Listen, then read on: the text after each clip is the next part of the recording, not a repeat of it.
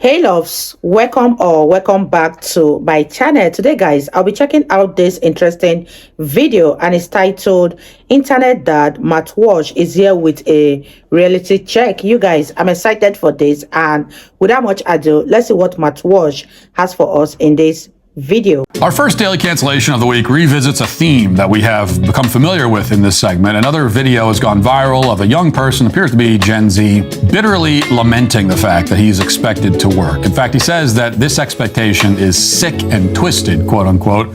Here he is.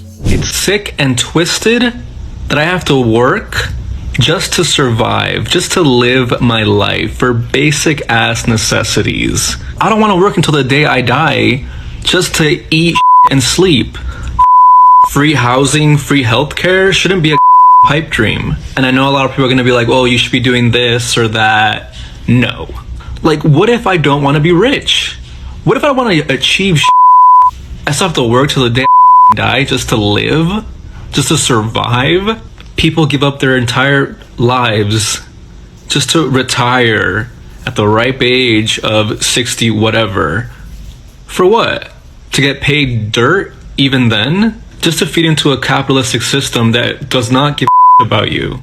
God didn't make me the smartest angel, but I know that needs to change.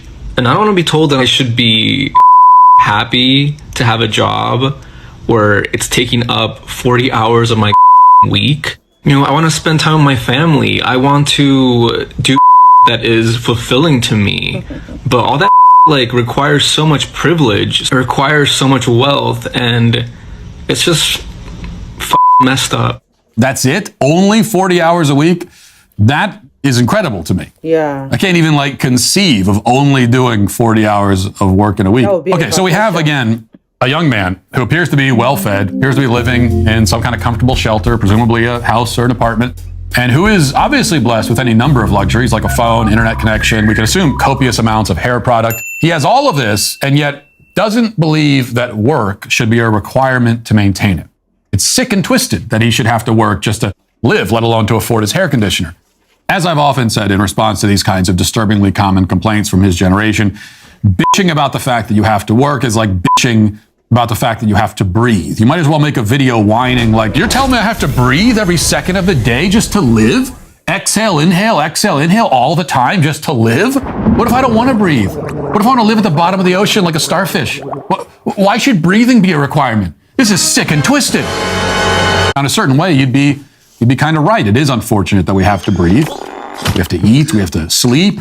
All of these are chores that we are compelled to complete every day, or in some cases every second of the day. It'd be a lot easier if we didn't have to do any of that. It'd be easier if we could exist as immortal, indestructible supermen who need nothing and want nothing and can do anything without expending any energy at all.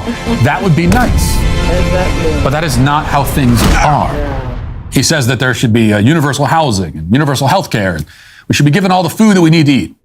Who exactly is building the houses that we are living in? Who is cultivating the food? You could say, well, the government will do it. But the government is not a genie that can make things materialize out of thin air. The government can only hire, or more likely conscript, other people to build the homes and harvest the food and so on. No matter what system is in place, someone, lots of people, have to work in order to keep all of society afloat and all of the many mouths, including your own, fed. Capitalism doesn't demand it, life demands it. What you are demanding is not that you get to drop out of the system, but that you be granted the privilege of benefiting from it without contributing to it. You want slaves is what you want. Hey, Dale, I noticed your lawn's getting a little high. Yeah, I used to have a guy for that. Dick. That's what you want. You have all the moral credibility of a plantation owner in the 1840s. You have less moral credibility, in fact, because even those plantation owners personally did more work than what you're willing to do, apparently. You know, you're sitting there saying, hey, I have a proposal. Here it is. I'll do nothing at all, and you guys will take care of me and do all the work, and in exchange, I will contribute absolutely nothing of value to the world. How's that sound? Sounds like life needs to give you some shock therapy, son. Wow, you guys, I totally agree with that. I think life truly needs to give that guy some shock therapy, because I don't know what is going on in his head. His head actually needs to be reset. How does he expect to get free housing, free food, and everything from the government when the government comprises of people? People will definitely have to work to make sure that all of this are in place for him. Let me know what you guys think. This guy is obviously at the height of delusion, and I think he actually requires therapy to get out of that headspace. Because I can say for a fact that that young guy has lost his marbles. Let me know what you guys think about this video. Leave your thoughts in the comment section down below. And let's wrap this video up, you guys. By the way, just so you know, the only reason you're able to exist and survive as such a soft, non-contributing little brat is because of capitalism. You complain that capitalism has made your life so difficult, but in fact, the greatest indictment on capitalism is that it has made your life far too easy. Prior to our modern capitalistic age, somebody with your attitude would be dead. You would have died a long time ago. That's the situation that most people historically have faced, and even today in most parts of the world. You are working every day, every single day, sun up to sundown, and when the sun goes down, you fall asleep dead tired, and then you get up and you do it all over again. And if you tried to drop out of that system, you either would have died of starvation, or else the other people in your community or village would have banded together and killed you. But let's not allow that to distract us from a more important point. As a young man, you shouldn't want to not work. You shouldn't want to coast through life. As a young man, you should have big dreams and goals. You should have designs on conquering the world. You may lack wisdom and experience, but you should not lack for ambition. I mean, that's the one thing you should not lack for.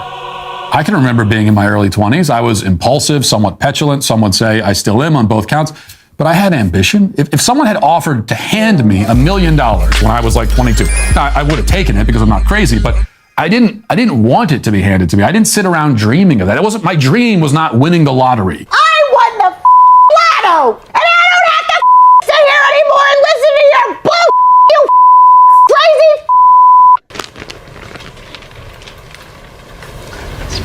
I wanted to earn it myself. I wanted to do it myself so that I could say that I did it. I wanted to scratch and claw my way to success. I just look with revulsion at the young people who don't have this ambition. The folly of youth is supposed to be an overabundance of ambition, fearlessness, a propensity to take too many risks, to be too wild in the risks that you take. If you're a young person, you have no family, no kids, nothing. You can move anywhere. You can try different things. You can take risks. There's almost nothing at stake. How can you be this jaded and lazy already? Well, I know the answer. And it's not that the world is so much harder for young people today. I don't want to hear that. It's not that they've been dealt a tougher hand than anyone else in history was ever dealt. Now, there are some unique and profound challenges that young people today face, of course, but you don't have to go back that far in history to find generations who face struggles that none of us could ever conceive of. That's how hard they were. I think the answer is much more banal. The fact is that the digital age, phones, screens, porn, video games, social media, has acted as a great mental numbing agent. Kids aren't programmed from a young age to seek stimulation and affirmation from anything but the little dopamine machines that they carry around in their pockets. The only success they crave is the kind that can be measured in likes and shares.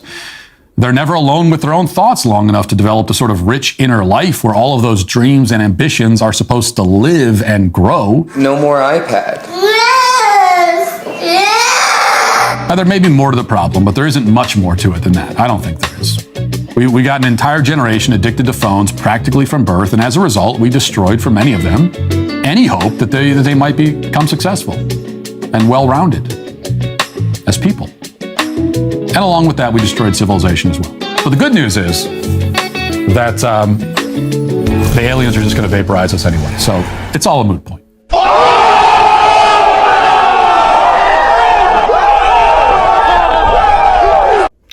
Wow, you guys, that was such an interesting one from Walsh. He really said a lot of things in this video, and I wish that younger generation can take one or two advice from what Walsh has said in this video and apply this advice to their life.